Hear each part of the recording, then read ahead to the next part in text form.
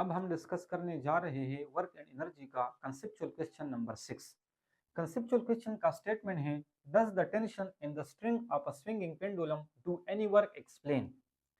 क्या simple pendulum के case में जो स्ट्रिंग के अंदर टेंशन फोर्स होता है तो वो वर्क करता है कि नहीं। एक्सप्लेन यानी इस चीज को हमने एक्सप्लेन करना है। Answer, no tension in the string of a swinging pendulum does not do any work.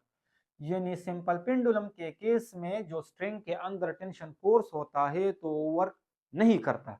इसको एक्सप्लेन करने के लिए मैंने यहाँ पर एक फिगर बनाया है, तो इस फिगर की मदद से मजीद इसकी एक्सप्लेनेशन को समझते हैं।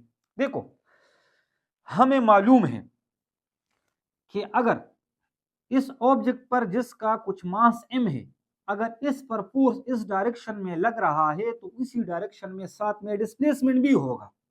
अगर फोर्स के साथ साथ उसी डायरेक्शन में डिस्प्लेसमेंट हो रहा हो तो फिर यहां पर वर्क होगा। क्लियर। लेकिन अगर कंडीशन कुछ इस तरह से हो कि मिसाल के तौर पर मैं फोर्स इस डायरेक्शन में लगा रहा हूं, अगर फोर्स की डायरेक्शन ये हो और साथ में डिस्प्लेसमेंट की डायरेक्शन ये हो, तो क्या ऐसा पॉसिबल है? बिल्कुल भी नहीं। तो इसका मतलब ये है कि जब फोर्स और डिस्प्लेसमेंट के बिटवीन एंगल क्या हो, एंगल 90 हो, तो ऐसे केस में वर्क डन नहीं होगा। तो सिंपल पेंडुलम के केस में भी यही है कि टेंशन फोर्स और साथ में जो डिस्प्लेसमेंट है उसके बिटवीन एंगल क्या है, 90 है। तो इसीलिए यहाँ पर वर्क डन नहीं होगा। देखो, अगर मैं इस सिंपल पेंडुलम को देखूं तो यहां पर ये मेरे पास एक मास है, ये एक स्ट्रिंग है। इस स्ट्रिंग की मदद से हमने इस मास को बांधा है जिसको हम सिंपल पेंडुलम के केस में बोब भी कहते हैं। यहाँ पर टेंशन फोर्स की डायरेक्शन अपवर्ड है। अगर मैंने इस मास पर एक एक्सटर्नल फोर्स अप्लाइड किया तो इस फोर्स की मदद से ये मास यहां तक आ जाएगा। जैसे ही मैं इस मास को यहां से छोड़ता हूं तो आप लोगों ने देखा होगा कि ये मास वापस इस पॉइंट तक आएगा। तो जब आएगा इसकी डिस्प्लेसमेंट की डायरेक्शन ये होगी। अगर मैं इस पॉइंट पर टेंशन फोर्स और डिस्प्लेसमेंट के बिटवीन एंगल देखूं तो एंगल क्या होगा। देखो, ये टेंशन फोर्स है, टेंशन फोर्स की डायरेक्शन ये है और इस पॉइंट पर जो डिस्प्लेसमेंट होगी वो इस डायरेक्शन में होगी। तो डिस्प्लेसमेंट और टेंशन फोर्स के बिटवीन जो एंगल है वो क्या है, वो 90 है। इसी तरह से अगर ये मास यहाँ की बजाय यहाँ पर पहुंच जाए, अगर यहाँ पर पहुंच जाए तो जो टेंशन फोर्स है वो इस डायरेक्शन में लगेगा।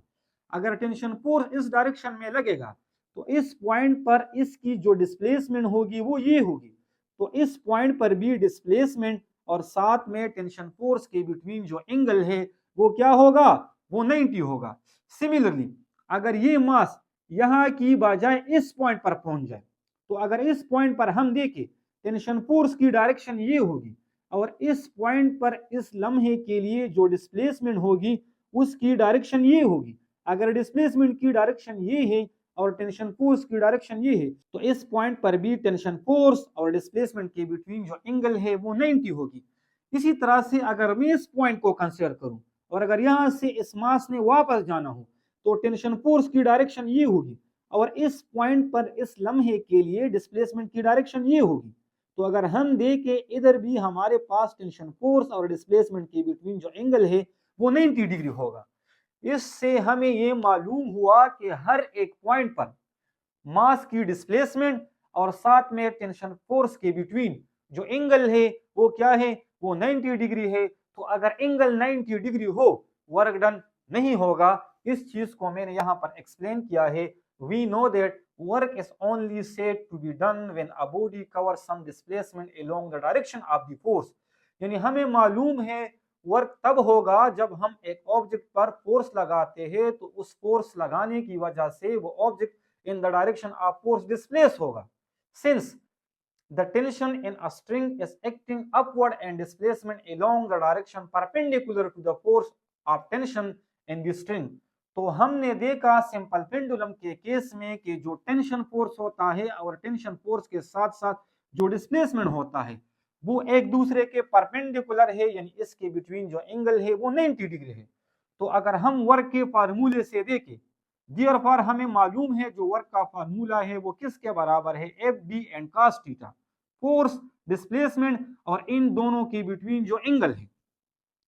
तो फोर्स और डिस्प्लेसमेंट अपनी जगह पर आ जाएगा। हमने देखा जो टेंशन फोर्स था और डिस्प्लेसमेंट था उसके बिटवीन जो एंगल था वो क्या था, 90, और cos 90 किसके बराबर है, हमें मालूम है ये 0 के बराबर है। तो अगर cos 90 0 के बराबर है, इसकी जगह पर हम 0 को पुट कर सकते हैं, और अगर 0 को हम उस फोर्स और डिस्प्लेसमेंट के साथ मल्टीप्लाई करें तो पूरा का पूरा ये जो टर्म्स है ये हमारे पास किसके बराबर आ जाएगा, 0 के बराबर आ जाएगा। तो इस केस में हमने देखा कि जो work done the tension force था वो किसके बराबर था, वो 0 के बराबर था। तो इससे हमें मालूम हुआ जो टेंशन फोर्स है स्विंगिंग पेंडुलम के केस में, वहां पर टेंशन फोर्स की मदद से वर्क डन नहीं होगा, क्योंकि टेंशन फोर्स और डिस्प्लेसमेंट के बिटवीन जो एंगल है वो 90 है। तो अगर फोर्स और डिस्प्लेसमेंट के बिटवीन एंगल 90 हो, वहां पर वर्क डन 0 के बराबर होगा।